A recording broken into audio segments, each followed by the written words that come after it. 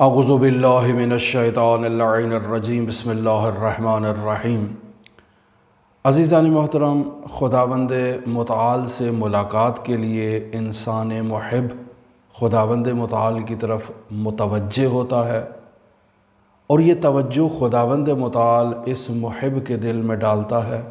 اور خداوند متعال اپنے اس محب کو اپنی طرف کھینچتا ہے۔ لہٰذا اللہ سے ملاقات کے طالبین اللہ کی توفیق کے بغیر اس کی بارگاہ میں داخل نہیں ہو سکتے، اور انہیں اللہ کی بارگاہ میں داخل ہونے کے لیے مسلسل جہاد بالنفس کی ضرورت ہے،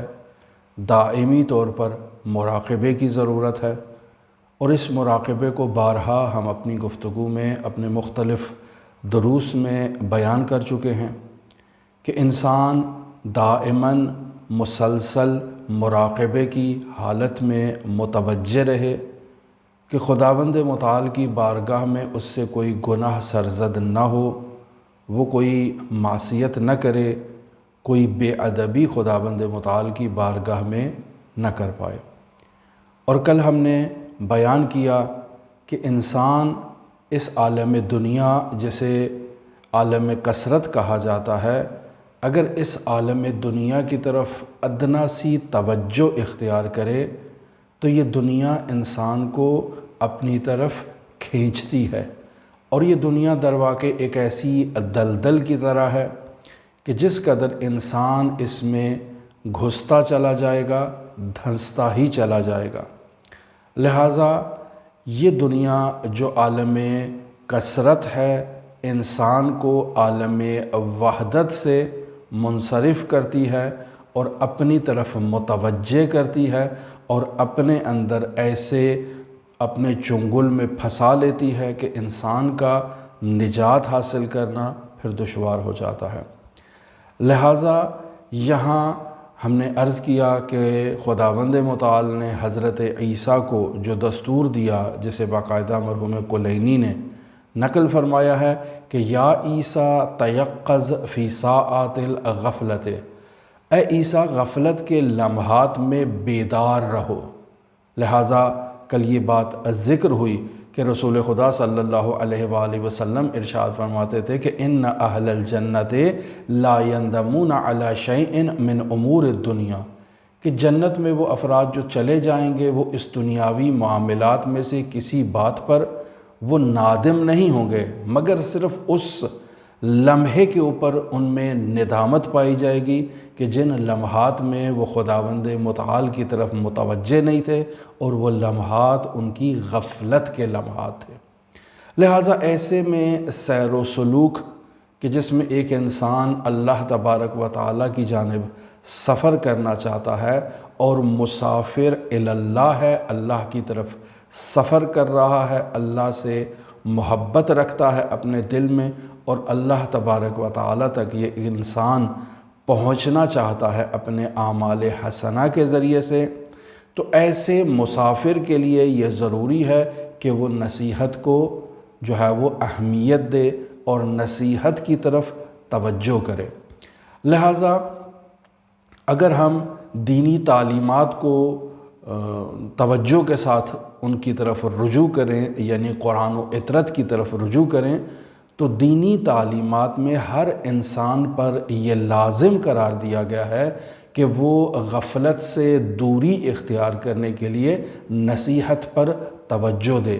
لہٰذا یہ نصیحت ہی ہے جو انسان کے دل کو ہمیشہ کے لیے زندہ رکھ سکتی ہے۔ کوئی بھی دنیا میں ایسا انسان نہیں ہے جو یہ دعویٰ کر سکے کہ میں نصیحت سے جو ہے وہ بے نیاز ہو چکا ہوں اور اب مجھے کسی کی نصیحت کی ضرورت نہیں ہے۔ بزرگان دین، بزرگ علماء، بزرگ فقہا ہمیشہ اپنے لیے نصیحت کی جو ہے وہ ایک ناصح کو تلاش کیا کرتے تھے کہ جو انہیں نصیحت کرے۔ لہٰذا آپ دیکھیں حوزہائے علمیہ میں اگر اخلاقی دروس کی مجالس منعقد کی جائیں تو ان مجالس عزا میں آپ مشاہدہ کریں گے کہ نامور شخصیات، نامور علماء ان مجالس میں حاضر ہوتی ہیں، شریک ہوتے ہیں تاکہ نصیحت حاصل کر سکیں۔ کیوں؟ چونکہ یہ نصیحت ہی ہے جو انسان کے دل کو زندہ رکھ سکتی ہے۔ حضرت سید الاوصیاء امیر المؤمنین علی ابن ابی طالب علیہ آلاف و تحیت و ثنا سے نہج البلاغہ میں جو خطوط ہیں، وہاں 31 نمبر خط میں ایک وصیت جو حضرت سید الاوصیاء امیر المؤمنین علی ابن ابی طالب نے امام حسن مجتبیٰ علیہ آلاف و تحیت و ثنا کے ذریعے سے اپنے تمام شیعوں تک پہنچائی ہے، اس میں بیان فرما رہے ہیں کہ احی قلبک بالموعظۃ، کہ اے میرے بیٹے اپنے دل کو نصیحت کے ذریعے سے احیا کرو، یعنی زندہ رکھو۔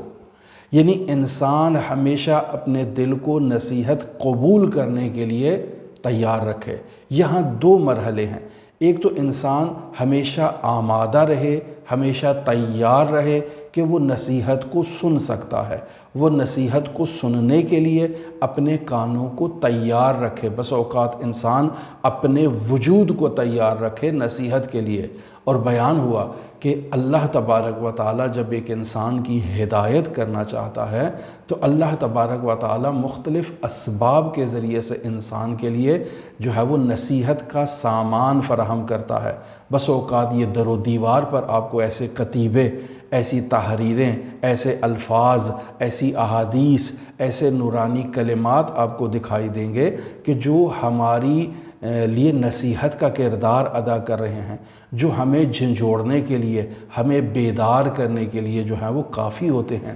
لہٰذا انسان اپنے تمام وجود کو تیار رکھے، اپنے دل کو تیار رکھے کہ وہ اس نصیحت کی طرف متوجہ ہو۔ صرف کانوں ہی کو انسان نصیحت سننے کا جو ہے وہ ذریعہ قرار نہ دے۔ بس اوقات ہم کہتے ہیں کہ ہم نے جو کان سے سنا صرف وہی نصیحت ہوگی، نہیں، بس اوقات انسان نے جو آنکھ سے دیکھا ہے وہ بھی نصیحت ہے۔ بس اوقات انسان جو ہاتھ سے لمس کرتا ہے، خداوند متعال اس لامسہ میں ایک ایسی نصیحت قرار دے دیتا ہے۔ بس اوقات انسان کچھ ایسی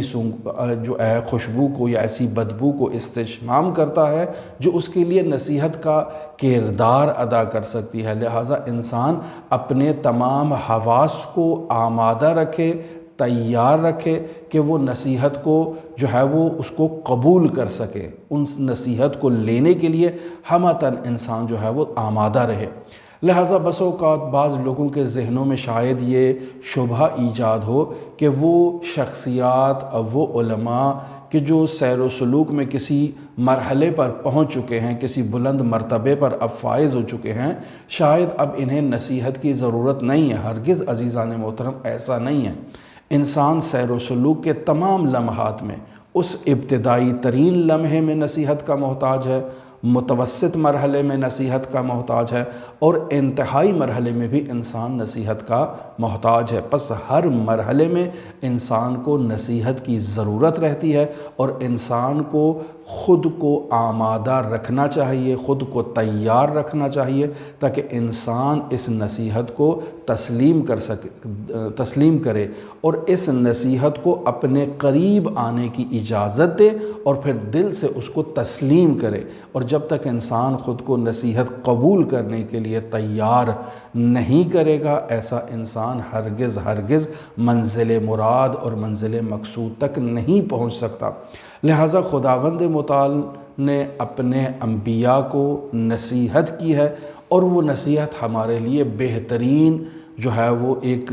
رول ماڈل کی حیثیت رکھتی ہے، بہترین وہ نمونہ ہے کہ ہم ان کلمات کو جو خداوند متعال نے اپنے انبیاء کو بطور نصیحت بیان فرمائے ہیں، ان کلمات کو اپنے وجود میں جاری کرنے کی کوشش کریں، ان کلمات کو اپنے وجود میں لانے کی کوشش کریں۔ لہٰذا ہم مشاہدہ کرتے ہیں کہ حضرت سید الشہداء علیہ آلاف و تحیت و ثنا سے کتاب تحف العقول میں یہ روایت اس انداز میں نقل ہوئی ہے کہ اعتبر ایھا الناس بما وعظ اللہ بہ اولیاءہ، کہ اے لوگو جس بات کی اللہ تبارک و تعالی نے اپنے اولیاء کو جو ہے وہ نصیحت کی ہے اس کو معتبر جانیں، اس کو اہمیت دیں، اس کو اپنے وجود پر جاری رکھنے کے لیے جو ہے وہ خود کو تیار رکھیں، خود کو نصیحت قبول کرنے کے لیے جو ہے وہ آمادہ رکھیں۔ لہٰذا عزیزان محترم، بس اوقات انسان یہ سوچتا ہے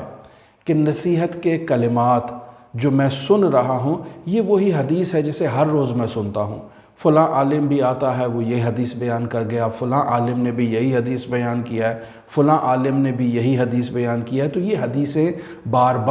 بار میں وہی حدیث سن رہا ہوں، لہٰذا اتنا کو میرے لیے اہمیت نہیں رکھتا۔ یہ جیسے آپ دیکھیں کہ بعض لوگ حضرت سید الشہداء علیہ آلاف و تحیت و ثنا کے مصائب یا حضرت سید الشہداء علیہ آلاف و تحیت و ثنا کا جو تذکرہ سنتے ہیں تو وہ کہتے ہیں کہ یہ مصائب تو بار بار وہی تکرار ہوتے ہیں جو مصائب کربلا میں ہیں، اور بار بار میں ان مصائب کو سن چکا ہوں، لہٰذا اگر کسی کے دل پر کوئی ایسا پردہ خدا نہ خواستہ ایجاد ہو چکا ہو اور وہ کہے کہ مجھے اب ان مصائب کو سننے کی ضرورت نہیں ہے، مجھے واقعہ کربلا مکمل یاد ہو چکا ہے، لہٰذا اب میں جو ہے وہ مصائب میں بیٹھنا میرے لیے ضروری نہیں ہے، میں کوئی دوسرا کام کر لیتا ہوں، میں جا کر وہاں کوئی مجالس اعظام میں کوئی دوسری خدمت کر دیتا ہوں، کوئی دوسرے انتظامات میں اپنا حصہ ڈالنا شروع کر دیتا ہوں، یہ میرے لیے تکراری ہیں۔ نہیں عزیزان محترم،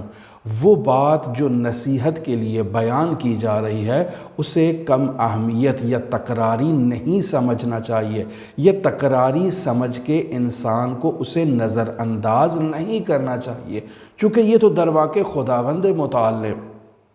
اس بات کی تاکید کی ہے وَذَكِّرْ فَإِنَّ الذِّكْرَ تَنْفَعُ الْمُؤْمِنِينَ، یعنی خداوند متعال نے باقاعدہ اس نقطے کی طرف متوجہ کروایا ہے ایھا الانسان کہ یہ جو نصیحت ہے، یہ جو تذکر ہے، یہ جو تذکرہ ہے، یہ جو بار بار انسان کو مطالب بیان کیے جاتے ہیں، القاء کیے جاتے ہیں، ان کا تکرار کم اہمیت نہیں ہے، بلکہ یہ انسان کے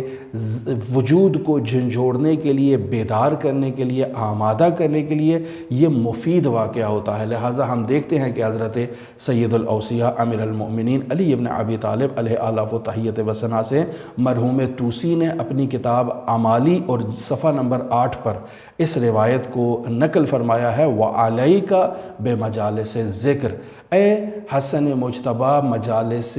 ذکر کی طرف جو ہے وہ توجہ اختیار کرو، یعنی مجالس ذکر کی پابندی کرو، یعنی ایسی مجالس جس میں انسان کو نصیحت کی جائے، جس میں انسان کو متوجہ کیا جائے، جس میں انسان کو بیدار کیا جائے، جس میں انسان کو تیار کیا جائے کہ وہ معارف الہیہ کی طرف متوجہ ہو اور اپنے جو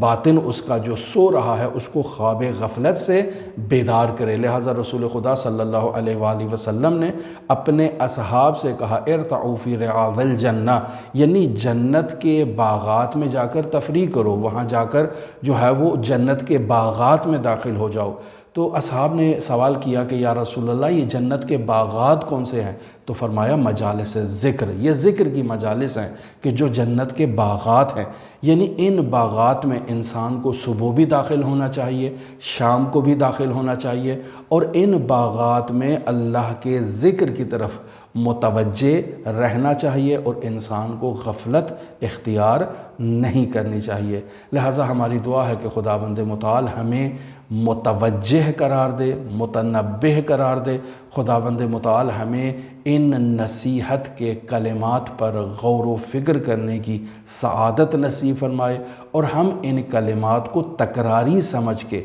کم اہمیت قرار نہ دیں، بلکہ ان کلمات پر توجہ کریں اور اپنے سوئے ہوئے جو وجود ہے، جو ضمیر ہے، جو حقیقت ہے، اس کو بیدار کرنے کی کوشش کریں، چونکہ جب انسان بیدار ہو جائے تو متوجہ ہو جاتا ہے۔ اور وہ کیا خوب شاعر نے کہا کہ انسان کو بیدار تو ہو لینے دو، ہر قوم پکارے گی ہمارے ہیں حسین۔ اللہم صلی علی محمد و آل محمد وعجل فرج قائم آل محمد۔